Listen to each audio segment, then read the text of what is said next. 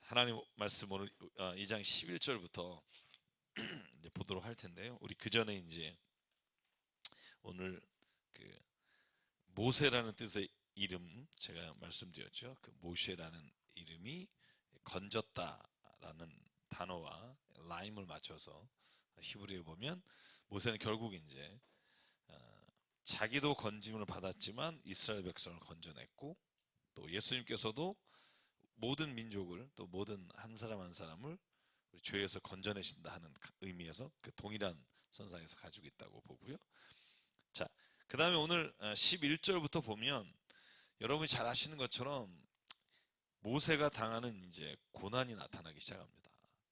여러분, 모세가 물론 살인을 했으니까 좋은 일을 한 건 아닌데, 민족을 구원하기 위해서, 그죠? 민족 중에 고통당하는 사람들을 구하기 위해 이집트 사람의 병사를 죽였다가 오히려 자기 백성으로부터 버림을 받아서 광야로 쫓겨나는 장면인데요.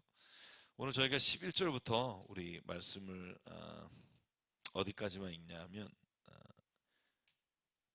우리 15절까지만 같이 한번 읽고 이야기 나눠볼게요. 시작. 세월이 지나 모세가 어른이 되었다. 어느 날 그는 왕궁 바깥으로 나가 동족에게로 갔다가 그들이 고되게 노동하는 것을 보았다.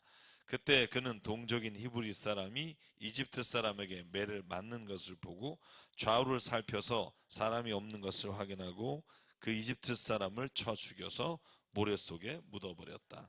이튿날 그가 다시 나가서 보니 히브리 사람 둘이 서로 싸우고 있었다. 그래서 그는 잘못한 사람에게 말하였다. 당신은 왜 동족을 때리오? 그러자 그 사람은 대들었다. 누가 당신을 우리의 지도자와 재판관으로 세웠단 말이오? 당신이 이집트 사람을 죽이더니 이제는 나도 죽일 작정이오? 모세는 일이 탄로난 것을 알고 두려워하였다. 바로가 이 일을 전하여 듣고 모세를 죽이려고 찾았다. 모세는 바로를 피하여 미디안 땅으로 도망쳐서 거기에서 머물렀다. 어느 날 그가 우물가에 앉아 있을 때이다. 네. 이제 그러면 다른 일이 전개된다는 걸 볼 수 있고요. 여러분, 저는 이 장면에서 진짜 인생 살아가면서 제가 가장 깊게 깨달은 거 한 가지를 여기에 기록하고 있어요. 나쁜 건 어떤 누구와도 함께 하면 안 된다. 같이 할 때는 괜찮아 괜찮아 그러다가 결정적일 때는 그걸 이용해서 사람은 자기 이익을 취한다. 여러분, 범죄 영화 이런 거 보면, 그죠? 깡패들이 그죠? 형사한테 뭐 형님으로 모실게요 그러면서 이렇게 먹였던 모든 게 자기가 불리해서 자기가 뭔가 잘못될 때 도와주지 않으면 이제 하나씩 하나씩 그게 뭐가 되죠? 그죠? 이게, 이게 하나씩 하나씩 그 사람을 쓰기 위한, 그죠? 도구가 되는 거죠. 그래서 오늘 똑같은 거예요. 그죠? 모세가 자기 민족이 고난당하는 걸 보고 이제 쳐 죽였단 말이에요. 이제 이건 이제 모를까요? 이스라엘 백성은 봤지만 이집트 사람은 못 본 것 같아요. 제가 볼 때. 그리고 그 다음날 나가서 싸우고 있으니까 잘못한 사람에게 모세가 말한 거예요. 왜 동족을 이렇게 힘들게 하냐. 그랬더니 여러분, 자기가 낀 놈이 뭐 한다고 자기가 뭔가 구린 게 있으니까 모세가 말하는 걸 보고 이렇게 말하는 거예요. 야, 너는 누가 널 재판관으로 세웠느냐? 그 다음 말이 당신이 이집트 사람을 죽이더니 이제는 나도 죽이려고 하느냐? 그죠? 그러니까 어떻게 보면 이스라엘 사람들에게는 알면서도 비밀인 거였잖아요. 그죠? 이스라엘 사람들이 고난을 당하니까 모세가 왕궁에 있으면서 이집트 사람을 죽였는데 이스라엘 사람은 알고 있지만 누구도 말하지 않고, 왜냐하면 자기네 민족을 위한 거니까. 그런데 개인적으로 뭔가 기분 나쁜 일이 생기니까 이걸 이제 사람 있는 데서 쏟아놓은 거죠. 근데 누가 있었냐 하면 거기에 이집트 사람이 있었던 거죠.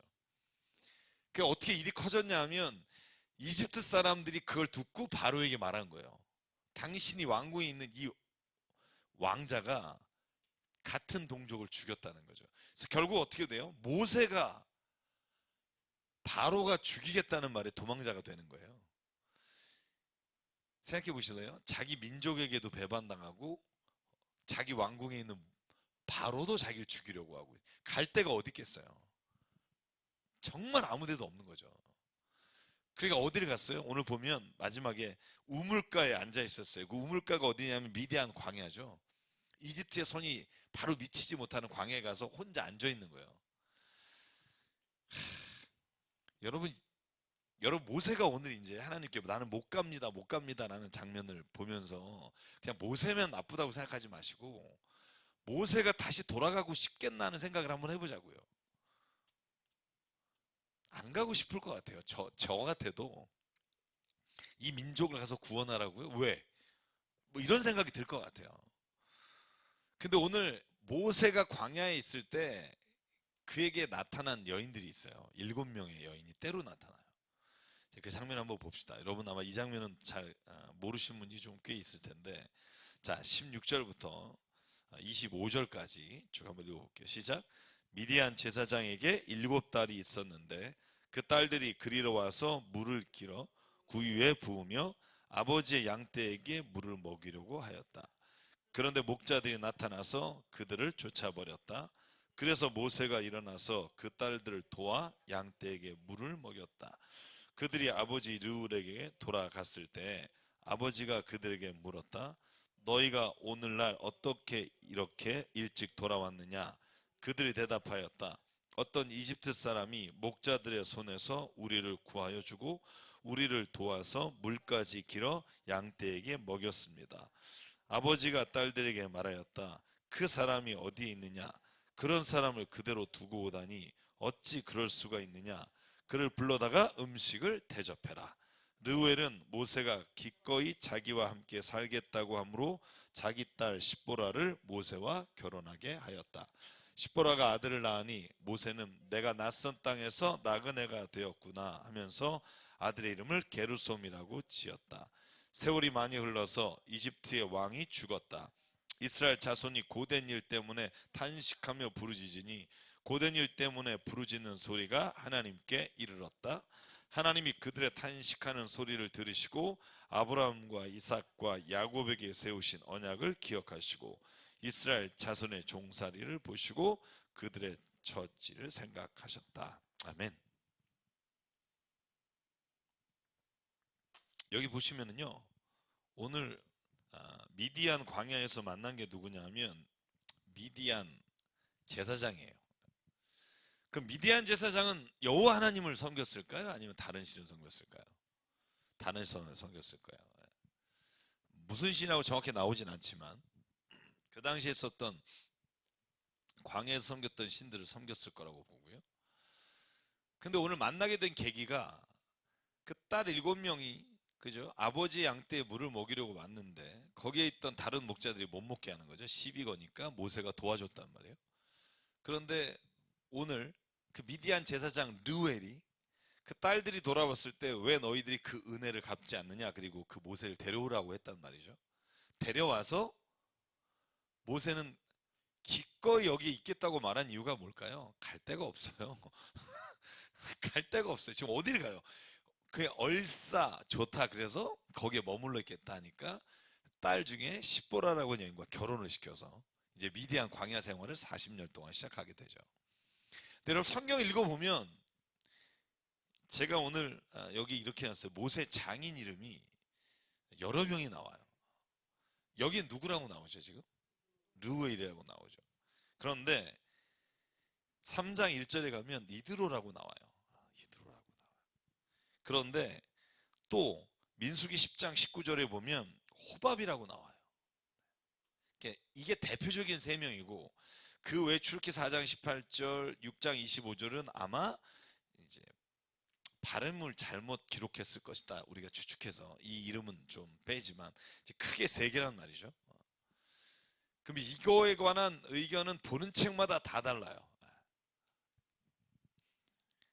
그러면 이제 어떤 게 진짜 이름일까? 생각해보면 제가 올브라이트라고 하는 가장 유명한 구약학자예요. 올브라이트가 쓴 책에 이렇게 쓰고 있어요. 뭐냐면 르우엘은 부족의 이름일 확률이 크다. 그래서 보통 여러분 이스라엘이나 이 히브리어는 아버지 그러면 단 아버지가 아니라 그 조상을 의미할 수 있어요. 그래서 르우엘은 부족의 이름이고 이드로는 모세의 장인 이름일 것이고, 그리고 호밥은 젊었을 때 아마 이드로의 이름이 호밥이었을 것이다. 이렇게 추정을 해요. 이 학자의 추정이에요. 그런데 우리가 민수기 10장을 읽어보면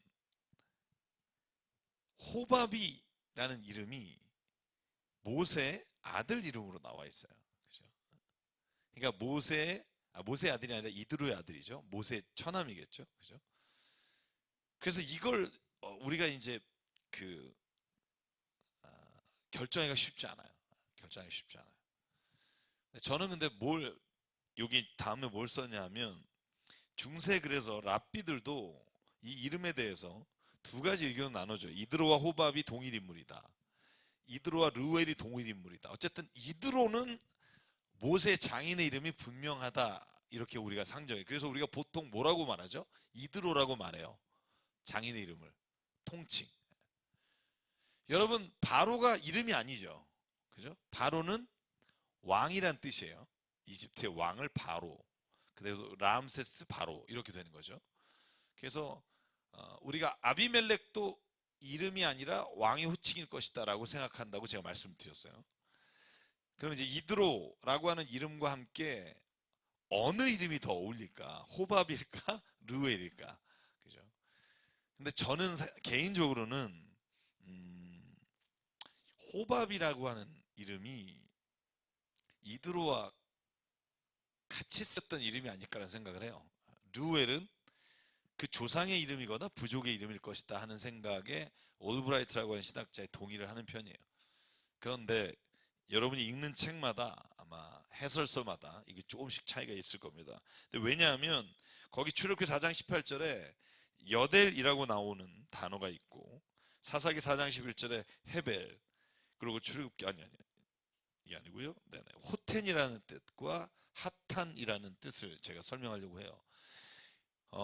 장인을 의미하는 호텐이라는 뜻하고 처남을 의미하는 핫탄이라는 단어가 원래 동일한 어원을 가지고 있어요. 그러니까 이게 무슨 말이냐면 장인인지 처남인지가 구분할 때 친족에 관한 단어들이 너무나 비슷해서 우리가 그것을 구분하기가 쉽지 않다는 거예요. 그래서 민수기 10장에 그래서 여러분 새 번역에 보면 재밌어요. 하나를 더 해놨어요. 번역에 보면. 한 민수기 10장 보실래요?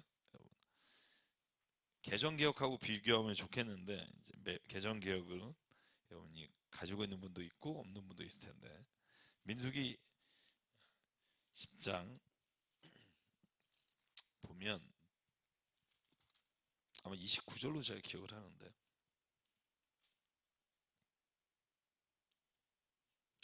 29절이죠? 네. 한번 29절만 같이 한번 읽어볼게요. 시작. 모세가 미디안 사람 르울의 아들 호밥에게 청하였다. 그는 모세의 장인이었다.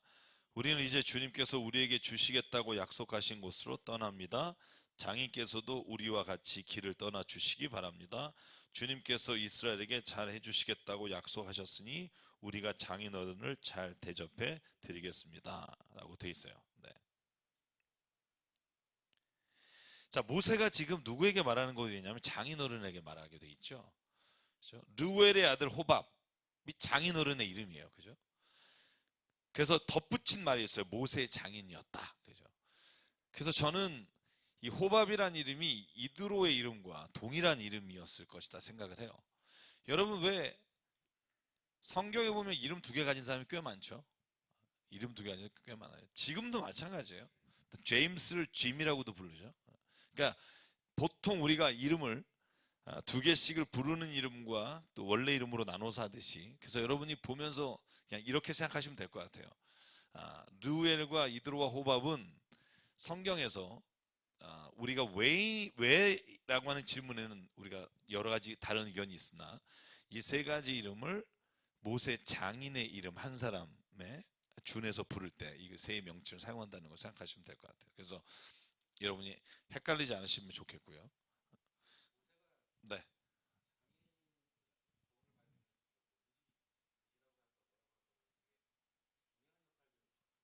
그렇죠. 그렇죠. 그죠.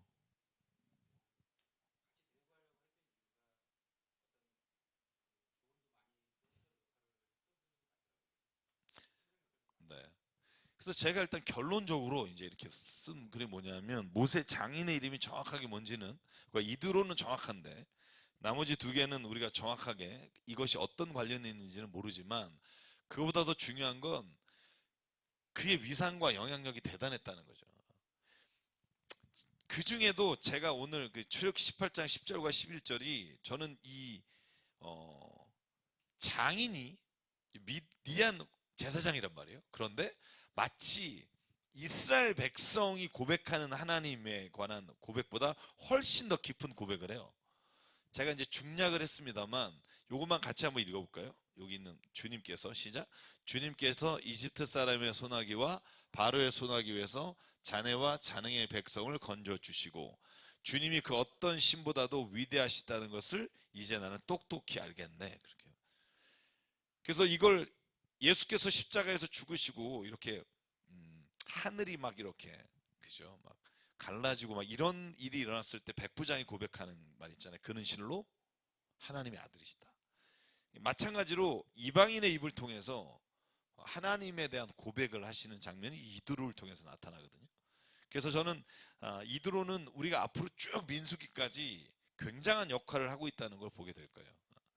그리고 이드로는 어떻게 보면 모세를 40년 동안 잘 지켜주면서 하나님의 손에 쓰임받게 하는 이방인이었다는 거죠. 그러니까 여러분, 때로는요, 우리가 믿는 사람들만 우리끼리 잘 지내는 게 중요한 게 아니라 믿지 않는 사람들을 통해서도 하나님 우리를 보호해 주시고 이끌어 주시는 것이 너무나 많죠. 여러분, 그런 대표적인 사람들이 많죠. 다윗도 그랬고, 그죠? 뭐 이스라엘 백성 중에도 그런 일들을 경험한 사람이 너무나 많고요. 그래서 제가 늘 말하지만, 우리가 교인들만 도와주고 교인들만 함께하고 교인들이 하는 가게만 가고 교인들이 하는 데서 인테리어하고 교인들이 하는 데서 뭐 이것만 하는 게 저는 잘하는 거라고 생각하지 않아요. 우리가 믿지 않는 사람에게도 같이 일을 하면서 선한 영향력을 끼칠 때, 예수 믿는 사람이 정말 다르구나 하는 게 보여주는 게 저는 믿음이지, 우리끼리 똘똘 뭉쳐서 저 사람들은 다 망하게 하자, 우리끼리 잘 살자, 뭐 이렇게 하면 사람들이 보기에 니들끼리 잘해라 이렇게 돼서 이게 벽이 더 깊어진단 말이죠. 그래서 저는 오늘 이제 본문의 말씀을 통해서 모세와 시보라가 이제 결혼합니다. 그런데 이렇게 나와 있어요. 22절에 저희가 읽었습니다만, 하나님께서는 이스라엘의 탄식 소리를 들으시고 그리고 아브라함과 이삭과 야곱에게 세우신 언약을 기억하셨다. 그죠? 여러분, 하나님이 꼭 하신 말씀 있죠. 내가 아브라함과 약속한 것을 기억했다. 사무엘상하 열왕기상하에 가면 내가 다윗과 약속한 것을 기억했다. 이렇게 돼 있거든요. 그래서 믿음의 길에 들어선 사람의 기도를 하나님께서 약속하시고 언약을 기억하신다. 그죠? 제가 얼마 전에 신방 가서 그런 말씀 드렸어요. 자기가 첫 번째 예수님 믿고 부모님도 전도하고 자식도 이제 믿음으로 이끌려가기 너무 힘든 거예요. 그렇잖아요. 안 믿는 사람을 전도해서 부모님도 전도하고 뭐 자기는 다 전도해 너무 힘들어하는 거예요. 그래서 제가 그런 말씀 드렸어요. 처음 믿음을 시작한 사람과 약속한 것을 하나님께서는 기억하시고 하나님은 그 언약을 지키신다고 난 믿는다. 왜냐하면 저희 아버님이 처음 저희 집에서 믿음 생활 하셨거든요. 그리고 포로수용소에서 미군 목사님에게 예수님 영접하고, 그리고 저희들 나면서 저희는 어쩔 수 없이 다 부모에게 이끌려서 믿음의 길을 가고, 나중에 어머님을 찾아서 어머님을 전도했고요. 10년 뒤에 아버지를 찾아서 아버지를 전도해서 같이 사셨어요. 그러니까 그러니까 할머니 할아버지가 한 집에 사시는 게 10몇 년 걸렸던 것 같아요. 제가 고등학교 때인가 중학교 때인가 그렇게 부모님을 만나서 호를 단신 고아로 사시다가 나중에 이렇게 수소문에서 만나서 전도하시고 그리고 돌아가셨어요. 그래서 첫 신앙을 문의 연식이 아버지였거든요. 근데 지금은 저희 손주들까지, 제 조카 손주까지 예수님 믿는 4대 집안이 됐단 말이에요. 그래서 늘 제가 기억하는 게 뭐냐면, 아버지와 하나님이 맺었던 그 믿음의 그 약속들을 전 하나님 이루어가시는 걸 이렇게 보게 되는 것 같아요. 왜냐하면 하나님이 그 믿음의 길에 처음 시작할 때 아브라함에게 약속하셨던 걸 내가 오늘 모세에게도 말씀하시거든요. 내가 너희의 고통을 들었다. 신음소리를 들었고 430몇 년 만에 구원해 주시려고 한다. 왜? 아브라함과 이삭과 야곱에게 약속한 것을 내가 오늘 기억하기 때문에. 그래서 여러분 힘들고 지칠 때 저는 기억했으면 좋겠어요. 하나님은 여러분과 맺었던 기도의 제목들을 결코 버리지 않으십니다. 이 믿음이 있어야 이길 수 있어요. 내가 이렇게 해가지고 뭐 어떻게 되는 거 아니야? 근데 하나님은 그걸 기억하신다는 거죠. 우리가 그냥 던진 말도 하나님 기억하십니다. 그래서 오늘 종살이를 기억해 주시고, 그리고 이제 제가 출애굽기 2장을 총 정리를 하자면 이런 내용이라고 생각해요. 모세가 자신이 히브리 사람이라는 정체성을 가지고 있었지만, 그래서 이집트 사람을 죽이고, 그리고 결국은 이집트 사람들이 아니라 이스라엘 민족에게 배반당하고 광야로 떠돌이 생활을 40년을 했고, 그 40년이라는 시간이 흐르고 난 뒤에 하나님이 부르시는 음성을 듣게 되는데, 저는 이 고난이 결코 무의미한 시간이 아니라는 거예요. 무의미한 시간이 아니다.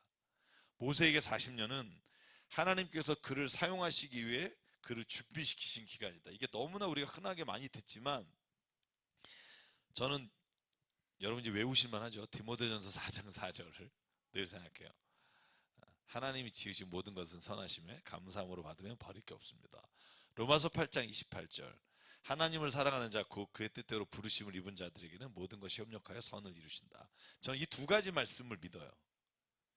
쉽게 말하면 하나님은 우리의 삶의 모든 것을 믿음으로 걸어가게 되면, 우리가 그걸 믿음의 모습으로 하나님 앞에 나가면 하나님이 그걸 다 협력하여 선으로 바꾸신다는 거예요. 내 고통도, 내 아픔도, 내 인생에 있어서 뼈저린 경험도 하나님 안에 들어가면 그 모든 것들을 다 하나님께서는 선으로 바꾸신다는 거예요.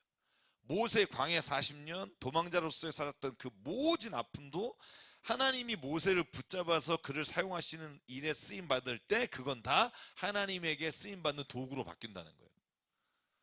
여러분, 위대한 광야 생활을 왜 40년 동안 했다고 생각하세요? 뭘 준비시켰을까요?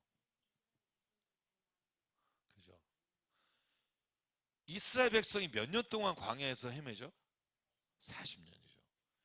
광야에서 헤맬 때 광야를 살아본 사람이 아니면 광야를 이끌어갈 수가 있을까요? 이스라엘 백성은요, 고센 땅에 살았다고요. 이집트 나일강 주변에 물이 풍부하고 가끔 범람해서 홍수 나지만 경작하기 좋은 땅에서 살던 사람들이 40년 광야의 길을 걸어가야 된다고요. 근데 광야 생활한 건 누구밖에 없어요? 모세밖에 없다니까요. 모세가 진을 치게 하고 모세가 광야에 40년 동안 이끌어갈 수 있었던 힘이 어디 있었을까?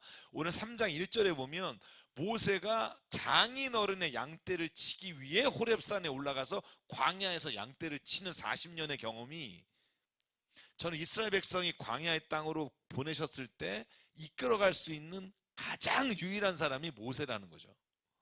광야 경험이 없는 이스라엘 백성을 이끌어갈 수 있는 게 모세였고, 그 경험은 비록 살인자의 몸으로 광야 생활을 했지만 그 경험이 하나님 손에 붙잡히면 하나님의 뜻을 이뤄가는 도구가 된다는 거죠. 제가 복음교회 친구들 만나보면 진짜 별의별 경험이 많잖아요. 집에서 어렸을 때 버림받고 뭐.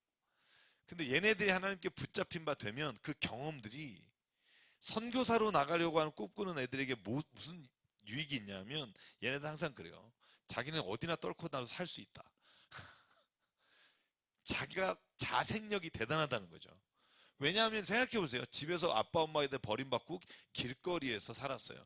그러다가 길거리에 조폭들이나 이런 사람들이 데려가서 합숙생활 시키면서 돈도 삥쳐오게 하고 때리기 싸움도 가서 주먹질도 하게 하고, 여자는 또 그 몸도 버리고 막 이런 경험들이 많은데, 그것들을 너무나 잘 아니까 가장 바닥에 있는 사람들을 만나서 전도할 수 있으려면 자기네들만한 애들이 없다는 거예요. 본인들이 그런 말을 해요.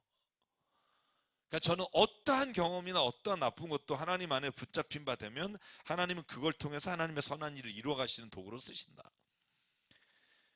그럼 이 믿음이 저와 여러분에게 있기를 간절히 바랍니다. 그러면 모든 어려움의 기간에도 이길 수 있어요. 그리고 거기서 멈추고 절망하면 하나님께 쓰임받지 못하지만, 이걸 딛고 일어난 자는 하나님께서 그를 더 큰 일로 쓰신다는 거죠. 그래서 오늘 3장 1절을 보면 이제 모세가 하나님 만나요. 자, 하나님 만나는 장면이 드라마틱하게 나오는데, 제가 일단 1절부터 6절까지 읽고 말씀을 나누죠. 시작. 모세는 미디안 제사장인 그의 장인 이드로의 양떼를 치는 목자가 되었다. 그가 양떼를 몰고 광야를 지나서 하나님의 산 호렙으로 갔을 때에 거기에서 주님의 천사가 떨기 가운데서 이는 불꽃으로 그에게 나타났다. 그가 보니 떨기에 불이 붙었는데 그 떨기도 다소 없어지지 않았다.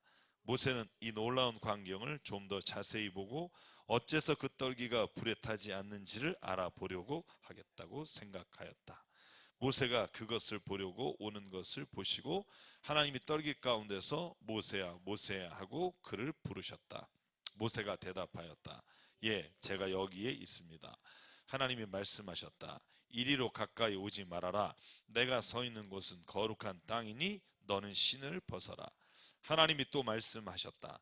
나는 너의 조상의 하나님 곧 아브라함의 하나님, 이삭의 하나님, 야곱의 하나님이다. 모세는 하나님을 뵙기가 두려워서 얼굴을 가렸다.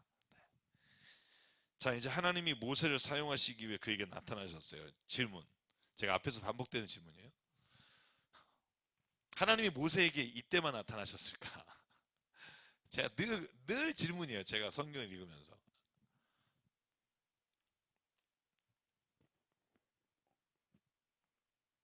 물론 이제 여기는 떨기의 나무가 이렇게 불에 타면서, 그죠? 이집트에서 이스라엘 백성을 구원하시기 위해 하나님이 부르시는 장면이지만, 저는 하나님이 모세를 이때만 부르셨을까? 제가 여러분이 늘 이 질문을 반복적으로 하는 이유는 저에게도 마찬가지고 여러분도 하나님이 한 번만 부르시고 안 되면 때려치시고 이런 분이었을까 하는 거예요. 저는 이전에도 하나님이 여러 번 부르셨을 거라고 생각해요. 근데 그걸 못 보는 거죠. 왜 못 볼까요? 여러분이 하나님의 음성을 못 듣고 하나님의 뜻을 못 보는 결정적인 이유가 뭐라고 생각하세요? 여보세요? 뭐라고 생각하세요? 들으려고 하지 않고 준비가 안 됐고 내가 더 위에 있고 또 내 욕심이 있으면 안 들리죠. 그러니까 하나님 이걸 얘기하려고 하는데 나는 여기에 꽂혔어. 그러면 이게 안 들린단 말이에요. 제가 오늘 제가 존경하는 두 분의 목사님이 있어요. 제가 만난 적도 없고 그분은 날 모르지만 김도우 목사님을 되게 존경하고요. 그 다음에 장동학 목사님인가? 제가 전화 까먹었는데 제가 페이스북으로 항상 찾아보는 두 분이에요. 근데 오늘 두 분이 또 페이스북에서 서로를 만나서 이렇게 글을 올린 걸 봤어요. 그게 뭐냐면 한 목사님이 장 목사님이란 분이 목회가 지금 너무 그러니까 개척해서 한 20몇 년 만에 큰 교회를 이루셨어요. 근데 요즘 많이 힘드신 것 같아요. 글을 보면 느껴져요. 그래서 교인과 페북을 다 끊었대요. 더 이상 교인들이 내 글을 가지고 말하는 걸 듣고 싶지 않다. 뭐 그래서 아예 끊으셨더라고요. 그러니까 아마 교회를 건축하는 과정마다 본인이 이렇게 집을 팔아서 헌금한 거에 대해서 또 없는 말을 만들어내고 막 이런 일이 있었나 봐요. 그래서 아내가 억울해하고 막 아내가 교사로서 막 그렇게 뭐 어쨌든 그런 일이 있었나 봐요. 근데 그분이 김도우 목사님의 글을 읽은 거예요. 그래서 올렸는데 그걸 또 제가 읽은 거죠. 그래서 제가 여러분에게 말씀드리고 싶은 게 뭐냐 하면 억울하고 막 죽겠다는 거예요. 근데 김도우 목사님이 글 올린 거 이렇게 돼 있어요. 나에게 악한 일을 행한 사람에게 너무너무 참을 수 없어 그 사람을 놓고 하나님께 기도했다. 하나님의 응답이 곧바로 왔다. 그래서 저는 그 다음에 뭐그 사람이 병이 걸렸다거나 뭐 예를 들면 그 사람이 뭔 일이 있거나 뭐 이런 건 줄 알았어요. 근데 내용이 뭐냐면 나에게 악을 행하는 사람에게 하나님께 기도했다. 네, 곧바로 응답이 왔다. 그 다음 말이 뭐냐면 하나님이 나에게 그 사람도 내가 사랑한다고 가르쳐 주셨다. 다시는 하나님께 그런 기도를 하지 않았다. 그걸 그 장 목사님이 읽으시고 오늘 그 말씀을 읽고 나도 한 가지를 깨닫고 고백한다. 이렇게 돼 있는 거예요. 미치고 환장하겠죠. 제 얘기를 들으면 그죠? 야, 도대체 어디까지입니까? 막 이런 고백 나잖아요. 그죠? 근데 모세도 그랬을 거라고요.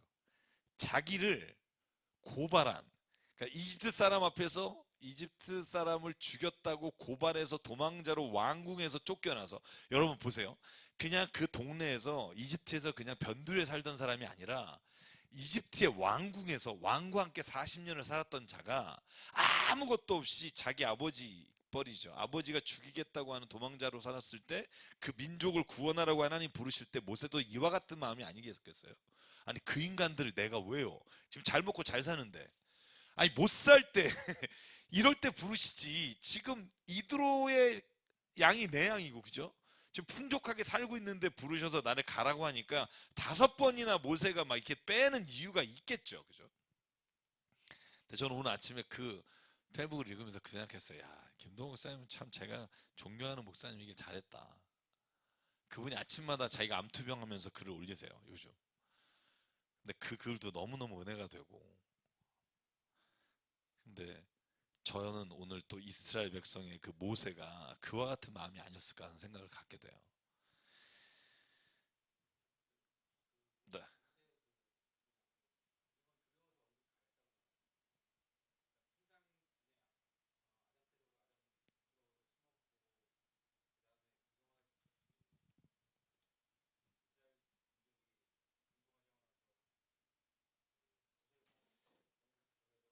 얼굴을 수건으로 가리고. 네.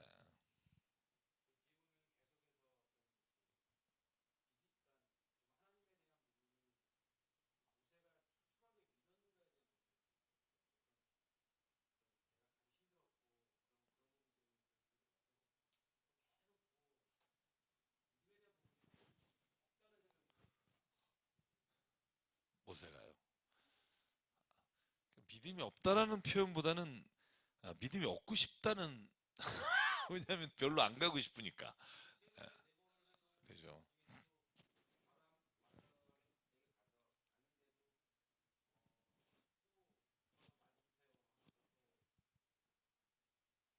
그죠. 이따가 이제 5번 나오는 장면이 오늘 이제 주 장면이 될 텐데. 근데 일단 하나님을 만났을 때 혹은 하나님을 이렇게 대면했을 때 출애굽기에 보면 하나님을 보는 자는 죽는다라고 돼 있어서 하나님을 광채가 혹은 하나님을 대면하게 됐을 때 얼굴을 가리게 되고 수건을 쓰는 건 성경의 모든 사람에게 나타나는 현상이고요. 여러분 제가 지난주 금요일 날 설교했는데 금요일 날 오신 분이 다행히 별로 없으셔서 그 거기에 제가 그런 설교했어요. 뭐냐면 하나님을 만나는 방법 중에 그죠? 하나님을 본 사람은 없으되 이렇게 돼 있잖아요. 요한일서 4장에. 그러니까 아무도 하나님 못 본 거예요. 근데 여러분 어떤 사람은 나 하나님 봤다 그런 사람 있잖아요. 꿈에 그죠? 진짜 봤을까요? 예수님 봤다는 사람 예수님 진짜 봤을까요? 네.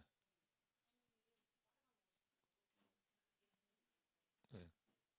거기 제가 이렇게 봤을까요? 그렇다고 너무 쫄지 마시고요. 저도 주변에 많이 봤거든요. 근데 제가 말하는 요지는 그거예요. 하나님을 어떻게 봤겠어요? 하나님은 영이신데, 그죠? 못 본단 말이에요. 보이지 않는단 말이에요. 왜냐하면 어느 누구도 하나님을 본 사람은 없을 때 우리가 서로 사랑하면 하나님이 그 안에 거하시고 이렇게 돼 있단 말이에요. 아무도 본 사람 없어요. 그러면 우리가 하나님을 봤다 그럴 때 뭘 말하는 걸까? 우리가 하나님에 대해서 가지고 있는 이미지가 있잖아요. 그죠? 그걸 진짜 하나님을 보았을 때 우리가 볼 수 있다는 거예요. 잘 생각해 보실래요? 예수님 봤다는 사람이 예수님 봤다는 얼굴이 다 달라요. 어떤 사람은 이렇게 수염이 막 이렇게 길게 했던 예수님도 있고, 어떤 사람은 젊은 수염이 별로 없는 예수님 만난 사람도 있고, 여러분 제가 공부하던 보스턴에는 예수님상이 붙어 있는데 흑인이세요. 흑인 예수님. 그리고 그럼 연세학당, 연세대학교에 가면 강당에 한복 입고 두루마리 입으시고 갓 쓰신 예수님의 모습이 나와요. 제가 말하는 게 뭐냐면 우리가 예수님을 봤다 그럴 때 오리지널 예수님의 모습을 본 사람이 없는데 어떤 모습이 진짜 오리지널 예수님이겠어요? 그러니까 우리가 믿음으로 예수님을 봤다고 했을 때 예수님이 나타나셨겠지만 예수님이 나타나신 모습은 결국 우리가 알고 있는 그 모습으로 나타나신다는 거예요. 여러분 예수님의 음성을 들었대요. 하나님 음성을. 어떻게 들었어요? 하나님 목소리는 그러면 표준 편차가 얼마나 될까요? 우리가 이걸 그 음향학적으로 조사해서 하나님의 음성을 어떻게 구분하겠어요? 결국 우리가 하나님의 음성을 들었다는 거는요. 하나님이 내게 말씀하시는 것을 하나님의 음성이라고 우리가 여기는 것을 들은 거죠. 네. 여러분 왜 이게 명확하게 사무엘상 1장이에요. 사무엘이 자다가 듣잖아요.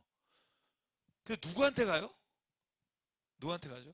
엘리 제사장한테 가요. 그래서 부르셨어요? 그러니까 아니 빨리 자, 쓸데없이 그러지 말고. 무려 3번이나 간다니까. 여러분 여기서 질문. 사무엘이 하나님의 음성을 들은 거로 나타나잖아요. 나중에 4번째 엘리가 말해요. 야, 하나님이 말씀하시나 보다.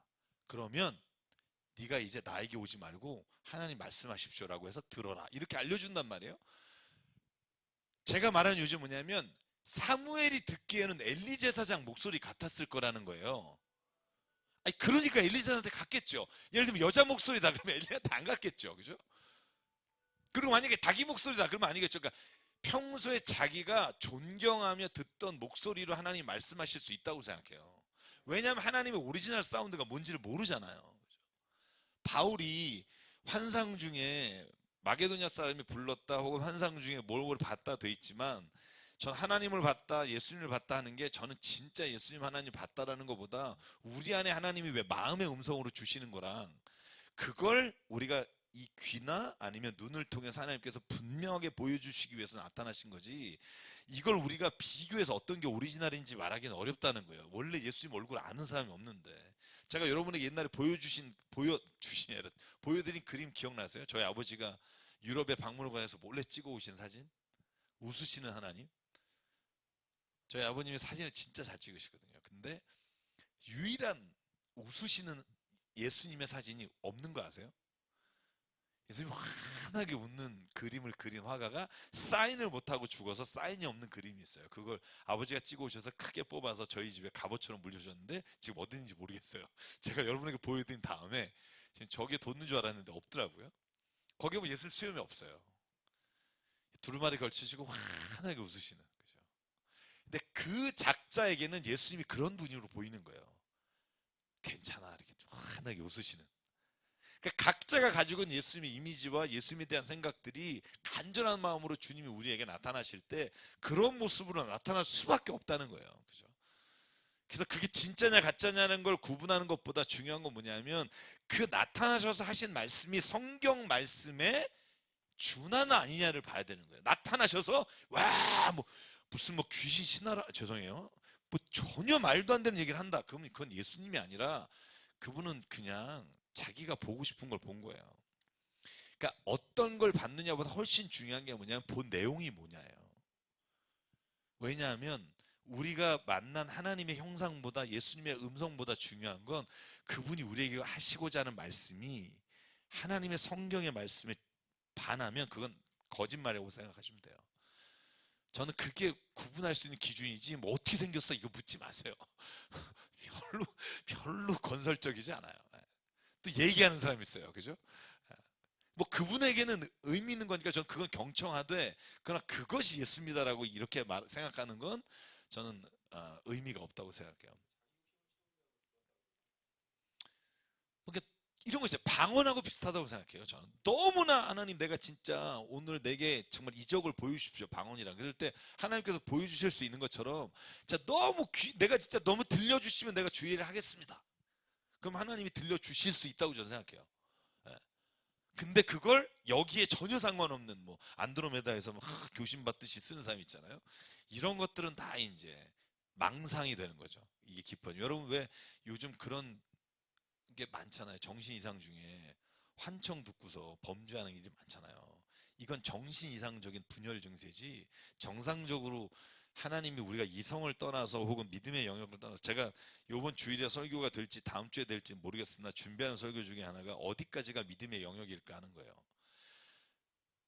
기도 많이 하면서 준비하고 있어요. 왜냐하면 이게 약간 디테일하면 좀 힘든 게 있어서 근데 제가 너무 은혜 받고 있어요. 제가 책 읽으면서 어디까지를 믿음의 영역이라고 봐야 되나 어디까지를 우리가 인간에게 주신 이성의 영역과 우리가 할 수 있는 합리적 이성 영역에 둬야 하는가 이게 조금씩 잡혀가는 것 같아요. 그래서 이제 이번 주가 될지 다음 주가 될지 9월이 될지 내가 모릅니다만 이 주제를 놓고 또 지금 제가 말씀 준비하고 있어요.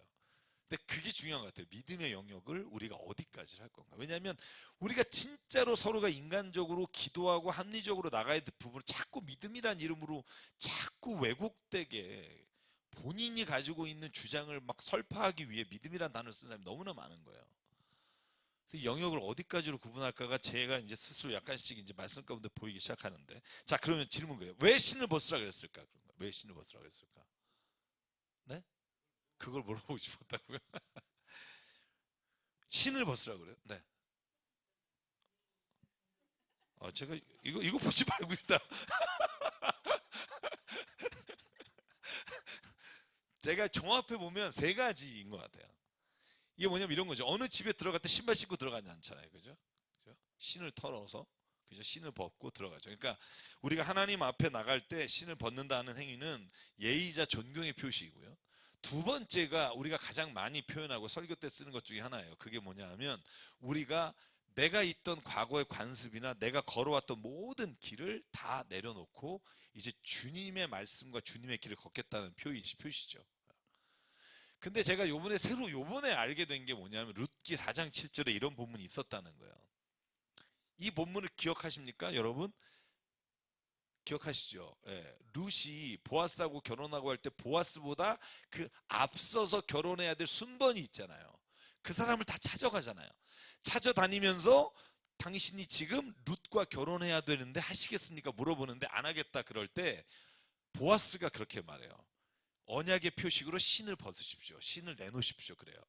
그래서 신을 하나를 내놓는다는 게 뭐냐 하면 구약적 의미로 볼 때 신을 벗는다는 건 계약을 분명히 하기 위한 형식이에요. 그래? 나중에 딴 말 하지 마세요. 신을 벗으세요. 이렇게 되는 거예요.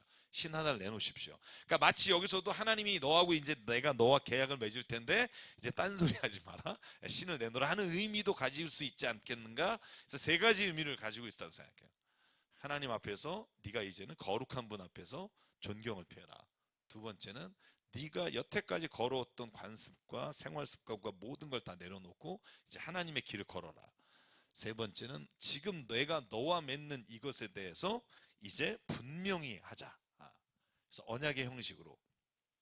왜 고대 운동에는 언약의 형식이 여러 가지가 있는데 그 중에 하나가 뭐냐 하면 왜 종이 주인에게 할 때 여러분 창세기에 나이 많은 종을 보낼 때 왜 허벅지에 손을 넣어서 언약을 맺는 경우가 있고 여러분 민족과 민족 사이나 개인과 개인 사이에 여러분 짐승을 갈라놓고 그 사이를 지나가는 거죠.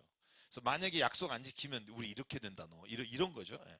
그런 계약을 맺을 때 하는 방법들이 여러 개 있습니다만 저는 오늘 룻기에 나오는 것처럼 하나님이 그런 의미로도 이것을 썼을 수 있겠다는 생각을 갖게 돼요. 어쨌든 중요한 건 뭐냐 하면 신을 벗어라. 그러니까 이제는 정말 나에게 무릎 꿇어라. 저는 이 의미가 강하다고 보고요. 자, 이제 첫 번째부터 5가지 모세가 질문하고 하나님이 대답하는 형식으로 되어 있어요. 4장까지. 징해요. 아주 징해요. 여러분 이건 너무나 많이 들으셨을 테니까 제가 이제 저도 쓰면서 요약이 되더라고요. 왜 이 5번이었을까 하는 생각도 정리가 됐고 첫 번째 보면 10절하고 11절이 한번 읽어볼까요? 모세가 먼저 하나님 앞에 하나님이 말씀하실 때 이제 첫 번째 대드는 거죠. 10절 11절 읽어볼게요. 시작. 이제 너를 베로에게 보내어 나의 백성 이스라엘 자손을 이집트에서 이끌어내게 하겠다. 모세가 하나님께 아뢰었다. 제가 무엇이라고 감히 바로에게 가서 이스라엘 자손을 이집트에서 이끌어내겠습니까? 그죠? 첫 번째 뭐예요? 싫다는 거예요. 그죠? 내가 감히 이런 아주 미사여구는 굉장히 겸손하지만 결국 안 가겠다는 거예요. 나는 자격이 없다 이거죠. 근데 여러 가지가 의미 있을 거예요. 앞으로도 이제 얘기를 나오겠지만 근데 중요한 건 뭐냐면 저는 여기서 나는 내가 할 수 없다는 것에 내 자신을 바라보지만 하나님이 보는 내가 다르다는 거예요. 모세는 아니 여기 광야에서 지금 40년 동안 여기 내가 그 일을 어떻게 해요? 라고 말하지만 하나님이 보시기에는 네가 적격자라는 거죠. 왜? 제가 아까 말씀드렸죠. 모세는 앞으로 이스라엘 백성이 광야에서 40년을 지나게 될지 어떻게 될지를 몰라요. 근데 하나님은 아신다는 거죠. 그러니까 하나님 보시기에 모세는 적격자고 모세가 보기에는 생뚱맞은 거예요. 제 말이 이해가 가시나요? 하나님에게는 미래를 알기 때문에 이 일이 모세가 가장 적격자고 모세가 보기에는 미래를 알지 못하기 때문에 아니 그 생뚱맞게 거기서 내가 어떻게 일을 하겠냐 하는 거죠. 그래서 저는 첫 번째 질문 안에는 모세는 자기가 자기를 보기에 난 자격이 없다고 말씀하시지만 하나님이 보시기에는 적격자다. 그래서 하나님의 대답이 뭐냐 하면 첫 번째 대답이 12절이에요. 같이 읽을게요. 시작. 하나님이 대답하셨다. 내가 너와 함께 하겠다. 내가 이 백성을 이집트에서 이끌어낸 다음에 너희가 이 산 위에서 하나님을 예배하게 될 때에 그것이 바로 내가 너를 보냈다는 징표가 될 것이다. 그럼 여기가 무슨 산이에요? 호렙산이에요. 이 호렙산을 다시 말하면 신의 산이라고 해요. 그죠? 재밌죠? 근데 이거는 학자마다 좀 의견이 다릅니다만 하나님 뭐라고 하냐면 너희가 이 산에 와서 하나님을 예배하게 될 때 내가 너를 보냈다는 걸 깨닫게 될 거다. 그게 출애굽기 32장 33장에 이스라엘 백성이 시내산에 와서 모세 율법을 받잖아요. 그죠? 하나님의 율법을 받잖아요. 저는 그거하고 연관이 된다고 생각해요. 이게 미디안 광야의 호렙산이냐 시내 광야에서 호렙산이냐 이 호렙산의 위치와 이런 것 좀 다르지만 저는 이 말의 의미가 굉장히 중요하다고 생각하고요. 근데 그보다 더 중요한 게 뭐냐 하면 하나님의 응답은 이거예요. 내가 너와 함께 하겠다예요. 그죠?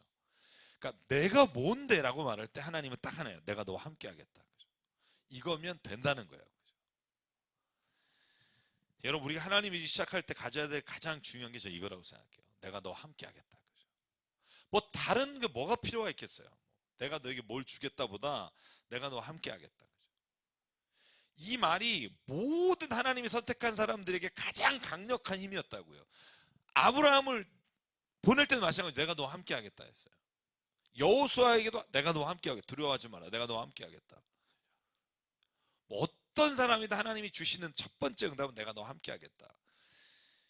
여러분 그러므로 내가 하는 게 아니라 하나님이 하시는 거다. 이런 믿음이 있어야 되는 거죠. 아 내가 어떻게 하지? 뭐, 내가 안 하는 거야. 하나님이 하시는 거야. 두려워하지 말라. 내가 너와 함께 함이라. 놀라지 말라. 내가 너 하나님 됨이라. 내가 어딜 가든지 너와 함께 하겠다. 내가 오른손으로 너를 붙잡아 주겠다.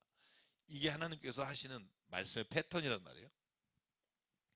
그래서 첫 번째 질문에 하나님 이렇게 답하시고 두 번째 질문이 뭐냐 하면 13절이에요. 제가 다 읽지 않고 가볼게요. 읽읍시다. 시작. 모세가 하나님께 아뢰었다. 제가 이스라엘 자손에게 가서 너희 조상의 하나님께서 나를 너희에게 보내셨다 하고 말하면 그들이 저에게 그의 이름이 무엇이냐고 물을 텐데 제가 그들에게 무엇이라고 대답해야 합니까? 재밌어요. 단어에 재밌는 것들이 있어요. 그게 뭐죠? 모세가 말할 때 우리 하나님이 아니에요. 너희 하나님이에요. 제가 이스라엘 자손에게 가서 너희 조상의 하나님이 나를 너희에게 보내셨다. 그죠? 이미 모세는요. 이스라엘에 믿는 하나님이 나의 하나님이라고 고백하지 않는 거예요, 지금. 그렇죠. 예. 그러니까 지금 그 과정을 거쳐서 이제 하나님에 대한 신뢰와 믿음으로 가는 거죠, 이제. 그러니까 믿음이 없는 거죠. 왜냐하면 40년 광야 생활 동안 하나님을 제가 볼 때는 잊고 싶었다고 생각해요. 잊고 싶었다. 예. 아까 요괴벳의 노래처럼 엄마가 계속 그 옆에서 젖을 먹이면서 얘기했겠죠. 너는 말이야 히브리 민족이야. 너는 이집트 사람이 아니란다 그랬죠. 그래서 본인이 그 말을 듣고 이스라엘 백성이 고생하는 걸 보고 쳐 죽였는데 그 민족이 자기를 배반하고 하나님이 버렸다고 여겼겠죠. 그러니까 너희의 조상의 하나님이라고 말하는 거죠. 그러니까 이미 이스라엘 백성과 자기를 구분짓는 거예요. 너희의 조상들의 하나님이 나를 보냈다 그러면 걔가 생뚱맞게 너 누군데? 너 하나님 이름 알아? 내가 하나님 이름도 몰라요. 당신을 뭐라고 부를지도 모르겠어요. 근데 사실 이때까지 하나님의 이름이 없어요.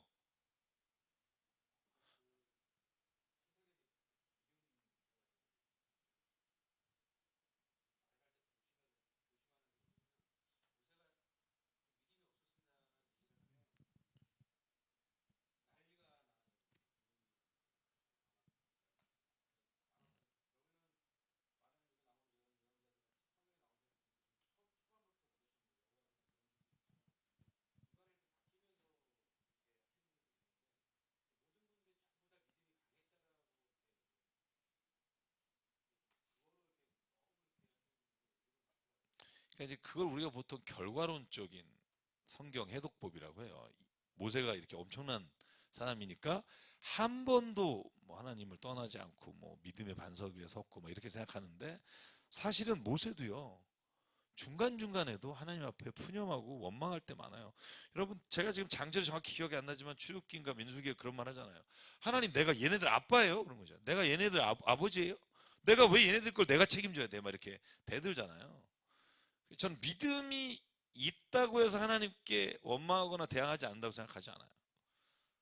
다윗도 마찬가지고, 믿음이 있어도 저는 혹은 이렇게 넘어질 때가 있고, 말씀하신 것처럼 아예 이분들이 믿음이라는 게 없었을 수도 있고, 저는 이 장면은 지금 믿음이 아직 모세에게는 나의 하나님의 고백이 없는 거예요. 저는 하나님이 이 과정을 통해서 뭘 하게 하시냐면, 나는 너의 하나님이다. 그걸 알려주시는 거예요. 너의 하나님이다. 이걸 알려주시기 위해 이 긴, 말도 안 되는, 하나님, 야, 시끄러 이러면 되는데, 그걸 다 들어주시는 게 너의 하나님이다. 그죠? 보실래요? 하나님의 이름도 모르는 자신이 어떻게 이스라엘 백성이 나가겠냐는 거예요. 근데 사실 하나님의 이름이 없다니까요. 엘로힘이라는 그냥 일반 명사라니까요. 하나님이라고 하는 일반 명사만 가지고 있던 민족에게 처음으로 출애굽기 3장 14절에 하나님이 뭐라고 답하는지 볼까요? 자, 나는 곧 나다. 이게 야훼라는 뜻이에요. 그죠? 야훼. 이걸 예수님이 똑같이 말씀하셨어요. 근데 어법이 좀 달라서 우리 헷갈리는데, 이 야훼를 히브리어를 헬라어로 번역하면 에고에임이란 단어예요. 에고에임이. 그 뜻이 뭐냐면 나는 나다예요. 야훼가 나는 나다예요. 그죠? YHWH. 그래서 우리가 영어가로 쓰면 그런데 야훼가 나는 나다예요. 나는 스스로 있다라는 말이 나는 나다. 근데 에고에임이, 이거 예수께서 언제 말씀하셨냐면 나는 선한 목자다. 나는 빵이다. 생명의 빵이다. 이때 다 에고에임이란 단어를 써요. 나는 뭐뭐이다. 나는 뭐뭐이다. 6번을 말. 나는 빛이다. 예수께서 자기를 표현하실 때 6번 나는 뭐뭐이다. 그래서 에고에임이 용법이라고 말하는데, 이게 하나님이 자기를 드러내는 야훼와 동일한 단어예요. 히브리어와 헬라어로 차이가 있을 뿐이지.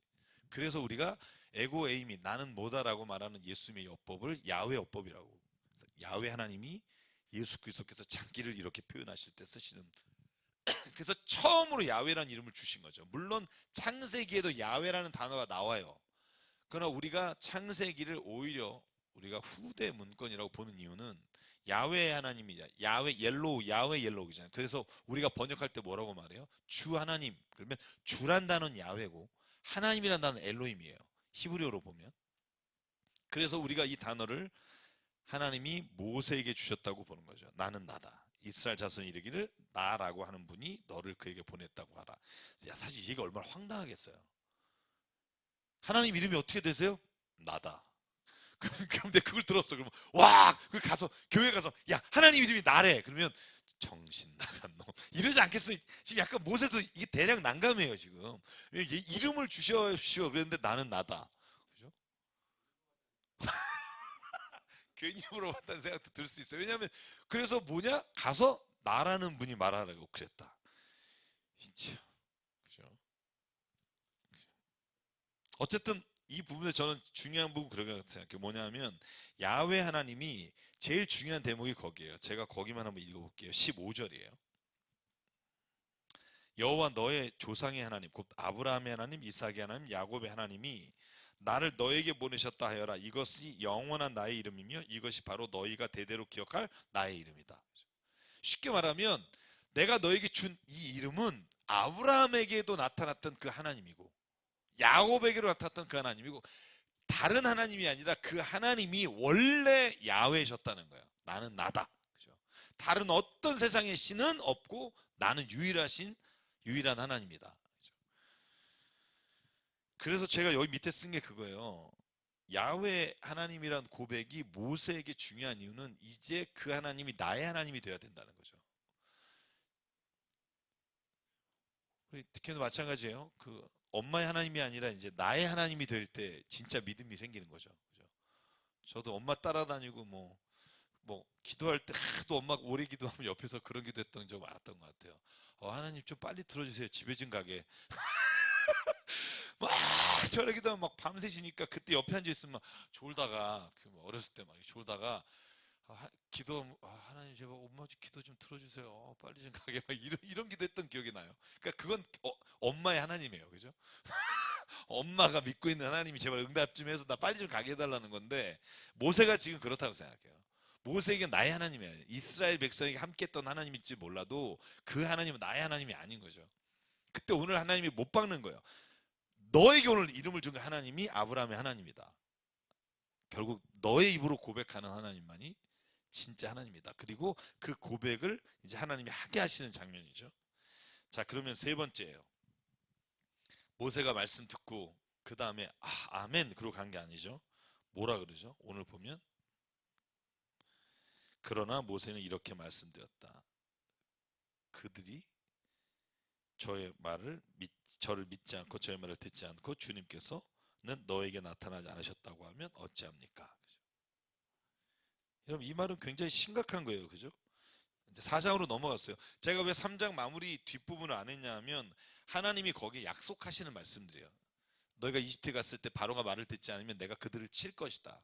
이적을 나타낼 것이다. 20절 내가 온갖 이적을 이집트를 치겠다. 그런 다음에 그가 너희를 내보낼 것이다.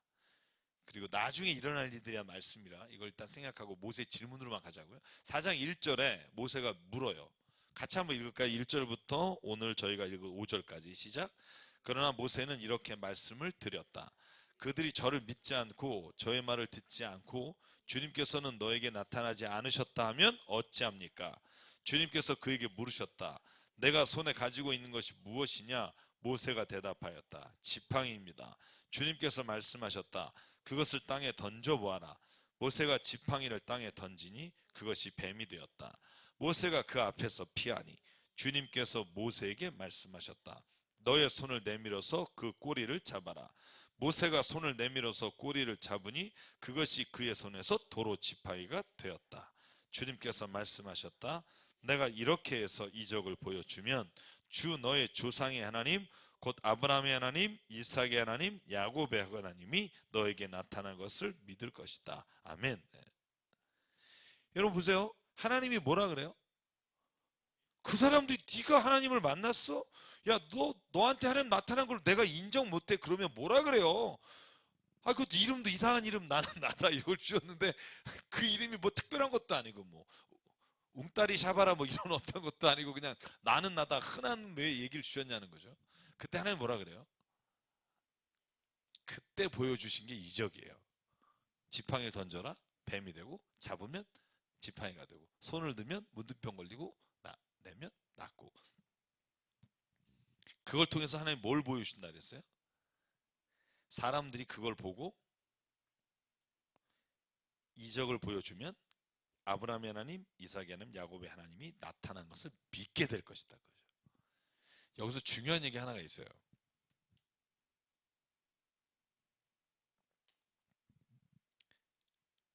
지팡이가 뱀이 되고 뱀이 지팡이가 되는 것 때문에 하나님이 하나님 되는 게 아니라는 거예요. 순서가 바뀌면 안 된다는 거예요. 하나님을 하나님으로 경험하고 하나님을 하나님으로 믿고 고백한 이후에 그 하나님이 나에게 함께 하시는 표징을 보여주십시오. 그래서 기적과 이사가 일어나는 건 하나님을 믿는 사람에게 일어나는 일이지만 표적과 이사를 보고 그게 하나님이다라고 고백하는 걸 우상이라고 말해요. 여러분 그렇게 따지면 바로의 신하들과 그 궁중에 있었던 좀 꽤나 한다는 애들, 마술한다는 애들도 하잖아요. 그죠? 그러면 그 기적과 이적이 일어난 것이 하나님이다 그렇게 믿게 되면 그것도 하나님이라고 믿게 된다는 거예요. 그래서 저는 제일 하나님이 중요하게 보는 게 우선순위예요. 병이 낫다, 용하다, 하나님이 하셨다 이렇게 하지 말라는 거예요. 병이요, 죄송해요. 무당에 가서나 아니면 뭐 불교나 사찰에 가서 병이 날 수 있어요. 뭐 어떤 이유인지 귀신이 고쳤는지 아니면 뭐 가다 보니까 어떻게 낫는지 자연 치유인지 모르지만 그런 경우가 못 보셨어요? 전 많이 봤는데. 전 불교 다니는 사람도 치유된 사람 많이 봤어요. 그러면서 기독교인 환자 병원에서 옆에 있을 때 기도해도 그렇게 안 돼? 뭐 이렇게 얘기하는 분 봤어요. 예. 그러면 그분이 진짜 하나님이다. 성경은 그걸 잘못된 믿음이라고 말하는 거예요. 하나님은 살아계시고 그분은 세상에 어떠한 우상과 다르신 유일한 분이시며 나는 나다라고 말하는 천지를 창조하신 하나님 그분이 내가 믿는 유일한 하나님입니다.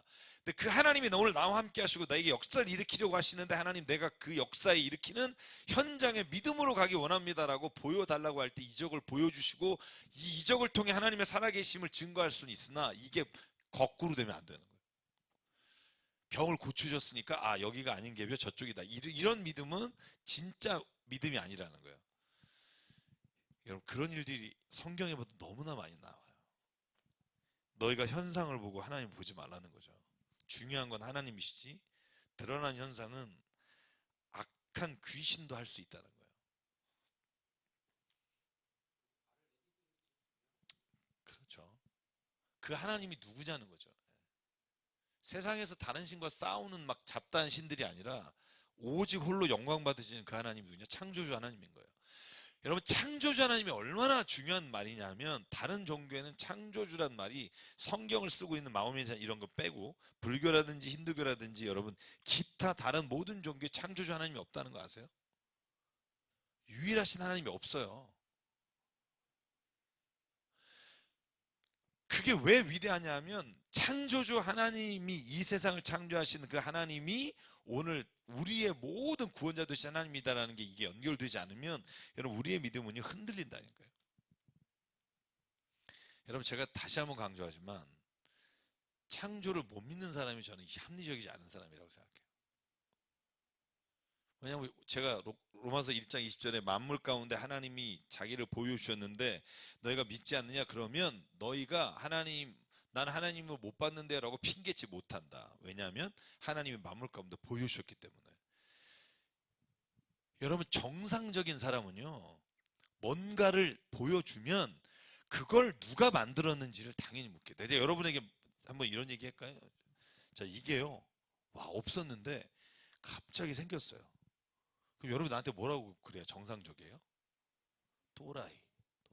에? 에? 에?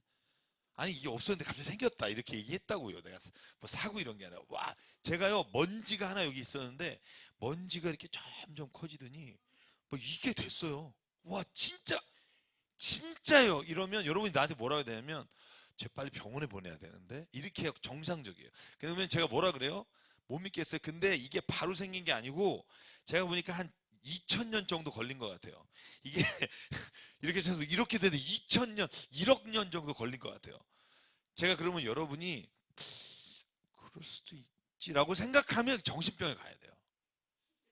여러분들이 정신병원에 가야 돼요.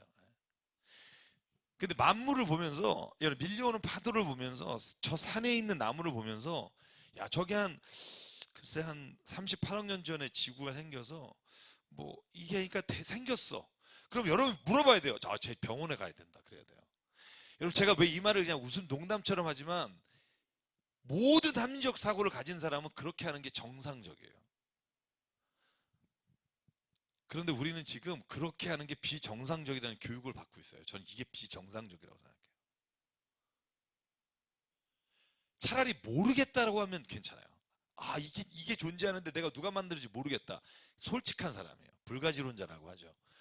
그런데 이게 우연히 생겼다? 이건 정신병원에 가야 된다고 생각해요. 저는 정말 죄송하지만 제가 아무리 합리적 사고를 해도 이 모든 만물을 바라보면서 이게 우연이라고 말하는 사람의 용기가 대단하다고 생각해요. 내가 우연이에요. 이게 이건 믿음의 영역이라고 생각해요.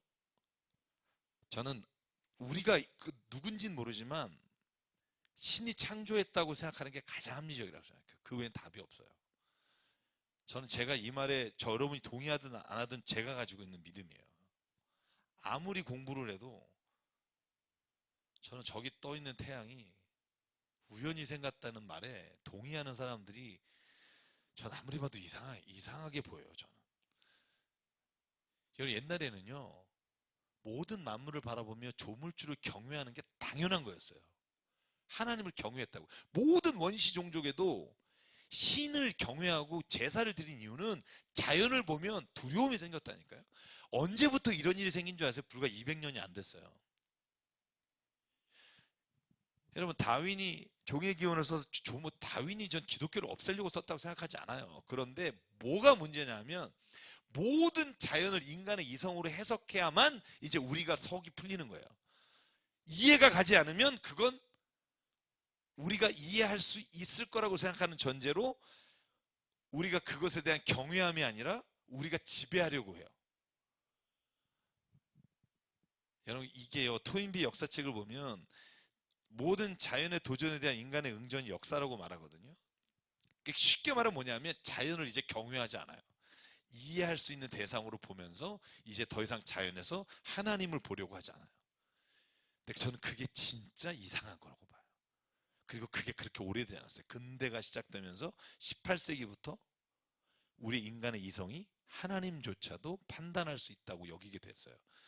저는 거기서부터 심각하게 우리의 인간이 병들고 있다고 생각해요. 진리도 주체가 우리가 돼요. 뭐가 옳고 그르냐도 우리가 주체예요. 여기서부터 타락이 시작됐다고 창세기 3장에서 말하잖아요. 동성애 모든 인간이 가지고 있는 것들이 옳고 그름은 우리가 판단해요. 그러면서부터 생긴 게 뭐냐 하면 더 이상 하나님이 필요하지 않은 거죠. 그래서 성경이 말한 게 정확해요. 하나님이 믿고 싶지 않은 거예요. 왜? 우리 인간이 그 자리를 차지했기 때문에. 여러분 자연을 보면 경외해야 돼요. 천둥과 번개가 치면 무서워야 돼요. 이게 어떤 자연현상이 이게 그 무슨 대와 무슨 대가 만나서 무슨 기류의 현상이 일어나고 여러분 이걸 우리가 알아냈다고 해서 우리가 그것의 존재 의미를 아는 건 아니라니까요.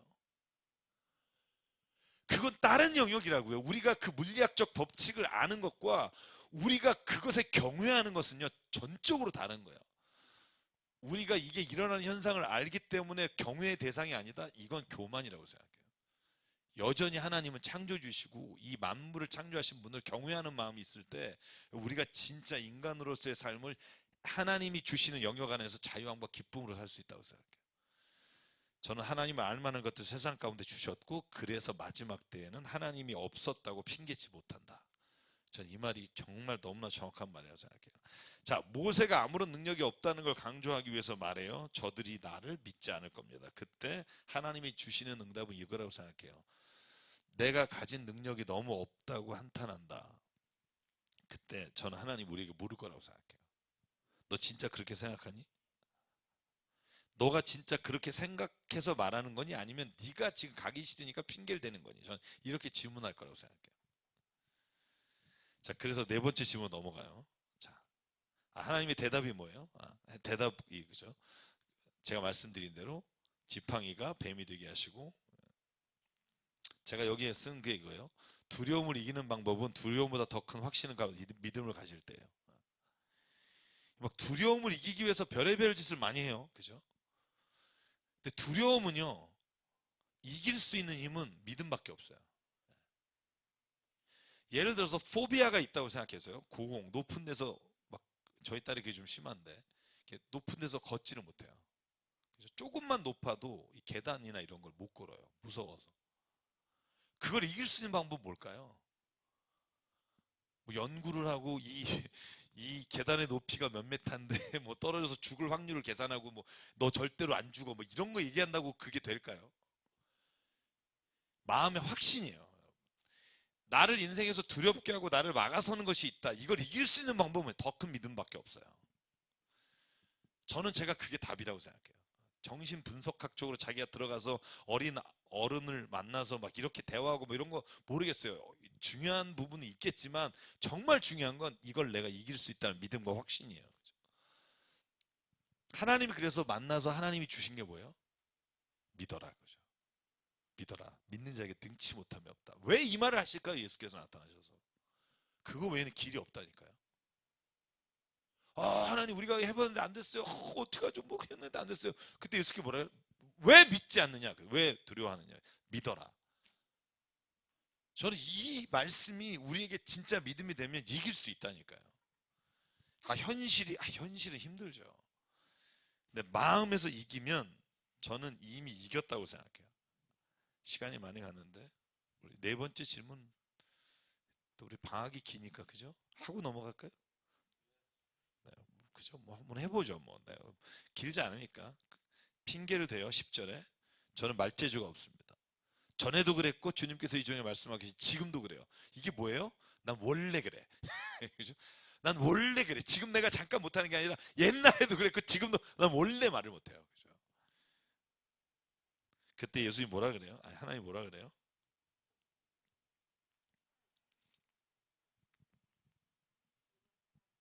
제가 하나님 대답 먼저 하죠.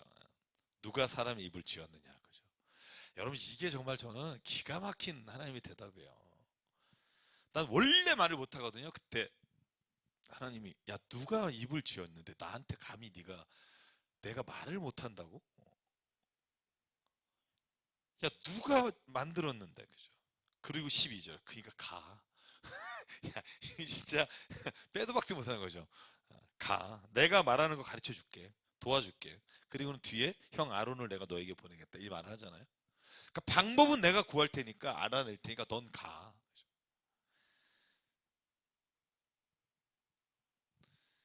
자, 그래서 저는 이거 내가 너와 함께 하겠다. 두 번째 그 첫 번째 질문 답이 그거였잖아요. 하나님이 이 세상에 창조하는 분이 하나님 아니냐? 우리가 두려워할 게 뭐냐? 입술이 둔하다면 다른 재능을 주셨을 거다. 주저앉아 있지 말고 너의 걸 찾아라 그죠. 너 말 못해? 그럼 다른 잘하는 거 있잖아. 이건 거죠. 결국 아론이 같이 가죠. 그래서 아론이 말을 하죠. 그러면 너가 말을 해야 되고 다른 거 하면 되잖아. 그죠? 나를 믿어. 그죠? 장장로님?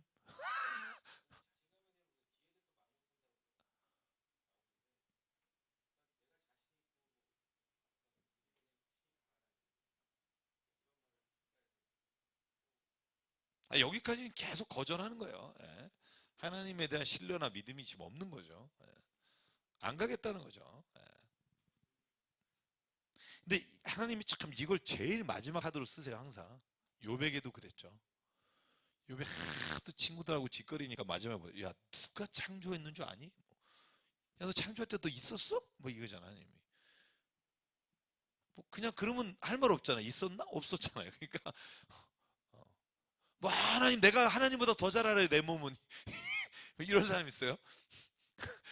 의사한테 가서 의사 선생님한테 그러잖아요.